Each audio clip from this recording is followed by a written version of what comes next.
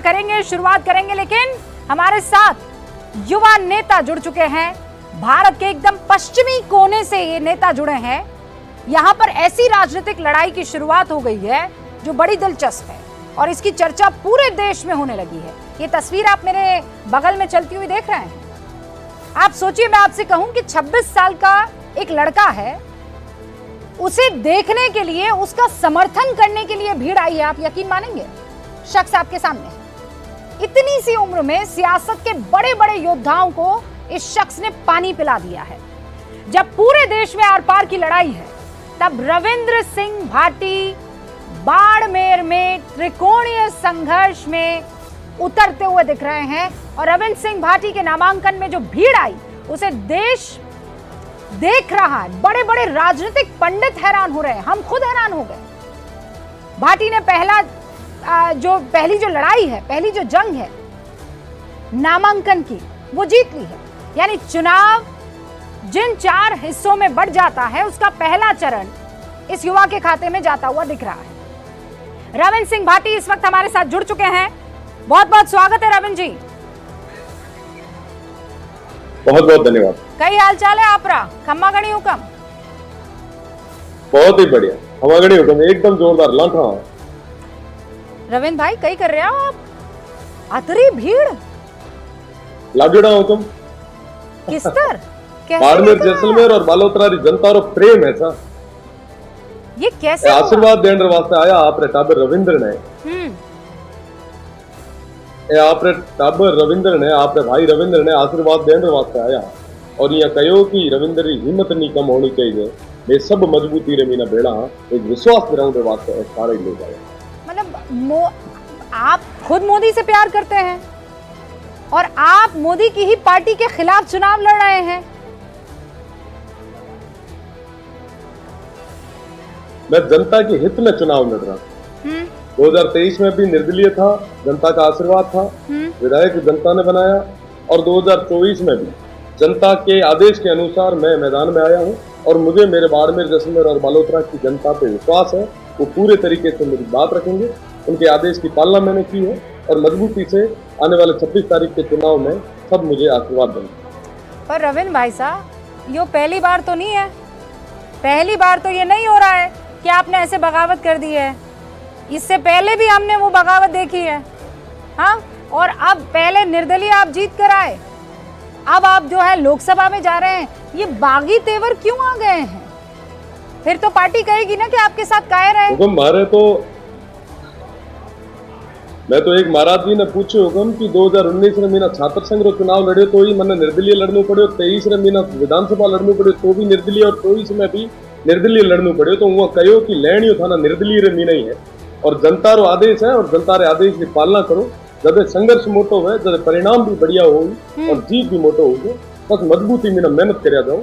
तो स्थितियां, परिस्थितियां कई बार ऐसी बन जाती है कि जनता के आदेश के अनुसार हमें आगे आना पड़ता है। इनकी आवाज को जब मजबूती से देश की सबसे बड़ी पंचायत में जब नहीं रखा जाता तो जनता कहीं ना कहीं निराशा की ओर जाती है और आशा के साथ में हम पे ये जिम्मेदारी सौंपी है। और मैं विश्वास के साथ कह सकता हूँ आने वाले 26 तारीख के चुनाव में इनके पूरे भरोसे पे पूरे तरीके से खरा उतरेंगे।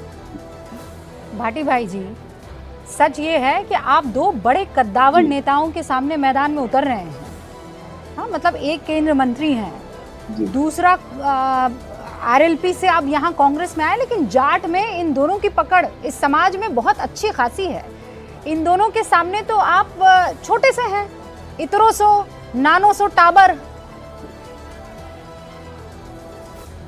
बिल्कुल हुक्म, नैनो से टाबर ही ठीक है और मेरा पूरा भरोसा है कि ये नैनो से टाबर माता छत्ती सी कौम रहे लोग बुजुर्ग माता छत्ती पूरे तरीके मीना विश्वास जता है, आशीर्वाद रखे और मेरा खूब लाड कोड दे रहे मेरा 26 तारीख को ये चुनाव में जीता है, मेरा पूरा भरोसा। अच्छा, लेकिन मुझे ये बताइए कि ये बगावत हुई क्यों? ये हैंडपंप का किस्सा, एक लेटर रविंद्र जी बड़ा फेमस हो रहा है। क्या मामला था वो? मतलब क्या हुआ, क्या था? बिल्कुल कई सारी चीजें ये मीना है और साथ ही साथ में जब 5 गांव पांडवा मांगया तो 5 गांव जब को नहीं मिला जब वो महाभारत रो युद्ध हुआ कहीं ना कहीं आप कह सको कि दो हैंडपंप रो भी ये बेड़ो सीधे सीधे जुड़ाव रहे हो। पर मैं आपने विश्वास दे रहा हूँ कि हमारे बाड़मेर, जैसलमेर, बालोतरा और विशेषकर सीमांत क्षेत्र की ये जनता की आवाज ना रविंद्र जी, दबन दो को नहीं हैंडपंप के लिए आप मजबूती नहीं है, महाभारत, हक और अधिकार वास्तव में। हाँ रविंद्र जी, दो हैंडपंप के लिए महाभारत 5 गांव रे वास्ते शुरू हुई थी, जो ना आज तक आप याद रखा और विश्वास रे बेड़ो क्या हाँ। कि दो हैंडपंप वाली जो महाभारत है आने वाले दौर रे महीना एक नयो इतिहास लिखे। मैं चाहूँ कि आप मारा लारे राजस्थानी में ही बात करें, पर देश की जनता जो है वो रविंद्र जी आपको हिंदी में भी सुनना चाहेगी। मुझे तो बड़ा आनंद आ रहा है, हमारे तो घणो चोखो लाग रहे हो, लेकिन सच ये है कि आपको हिंदी में भी सुनना चाहेंगे। तो आप ये कह रहे हैं कि 5 गाँव के लिए ये जो महाभारत थी वो हैंडपंप से शुरू हुई और ये हैंडपंप पर ही खत्म होने वाली है।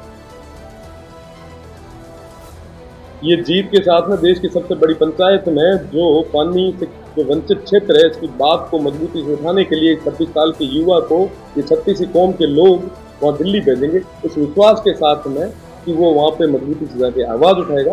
और मैं वो भरोसा दे रहा हूँ आपने कि ये बार कई सारा इतिहास बदल है और वो बदलन वाली जनता है। और मैं आपने कहूँ कि आप अबार फरमा रहा है कि रविंद्र सामा दो बड़ा बड़ा लोग है, हाँ। वो आपने भरोसा दे रहा हूँ कि चुनाव रविंद्र को नहीं, चुनाव बाड़मेर, जैसलमेर और बालोतरा की जनता चुनाव लड़ रही है। एक रविंद्र को नहीं है, एक 22 लाख रविंद्र बन हिम्मत कराने वास्ते लोग तैयार है और आने वाले 4 तारीख को परिणाम हुए तो वाकई ये किया। अच्छा, अब मुझे ये बताइए कि वहाँ के लोग ये कह रहे हैं कि आप दोगे रविंद्र को वोट, रविंद्र तो देंगे मोदी को वोट।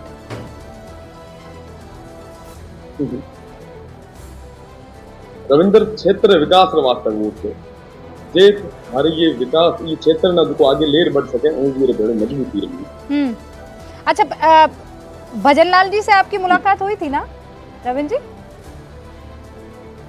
जी जी हाँ, कह रहे थे मुख्यमंत्री जी है बतौर विधायक, मैं और कई बार मिलूं भी हूँ। हाँ, नहीं, कई लोग कह रहे हैं कि आपको मना लिया गया, वो फूल के अंदर जो है खत छिपा था और उस खत में जो है आप मनवाड़ लिखा था। बतौर विधायक मना कई सारा मसला माता मुख्यमंत्री जी मेरा मिलने मौका मिले और मुख्यमंत्री जी आदरणीय है और पूरा भरोसा है मैंने कि स्टेट ना सही दिशा में ले जाए। और वर्तमान परिप्रेक्ष्य में ना अगर बाड़मेर, जैसलमेर और बालोतरा की बात करें, ये लोकसभा क्षेत्र की बात करें, तो ये एक जनता रो आदेश है, तो जनता रे आदेश की पालना करना हमारो धर्म है और हमारा कर्तव्य है, तो हमारे कर्तव्य की पालना करते हैं। अच्छा, एक तरफ मोदी, दूसरी तरफ पूरा विपक्ष और फिर तीसरे कोने पर रविंद्र सिंह भाटी। ऐसा तो नहीं है कि निर्दलीय चुनाव जीतने के बाद आप बीजेपी में शामिल हो जाएंगे? भाई वहीं से तो आए हैं, तो वो टाइम परिस्थितियां तय होती हैं। मतलब आप इनकार नहीं कर रहे हैं, नाना करते प्यार उन्हीं से कर बैठे। वो टाइम स्थितियां और परिस्थितियां तय कर है कि हमारे ये क्षेत्र ना आगे तक कौन ले जा सके, विकास और नया आयाम तक कौन पहुंचा सके, देखो ये चीज ना ले वहां विश्वास दे रहा है, मैं पूरे तरीके में पूरे भेड़ा हूँ। अच्छा, ये बताइए कि ऐसा तो नहीं होगा कि लोग आपको कहेंगे बड़ा महत्वाकांक्षी है रविंद्र, अभी 3 महीने तो हुए विधायकी का चुनाव जीते, अभी थोड़ा हमारा भला कर देता, हैंडपंप लगाने की बजाय, मतलब अब तो जगह भी नहीं छोड़ी हैंडपंप लगाने की, इतने लोग इकट्ठे कर दिए हैं सांसदी के चुनाव के लिए।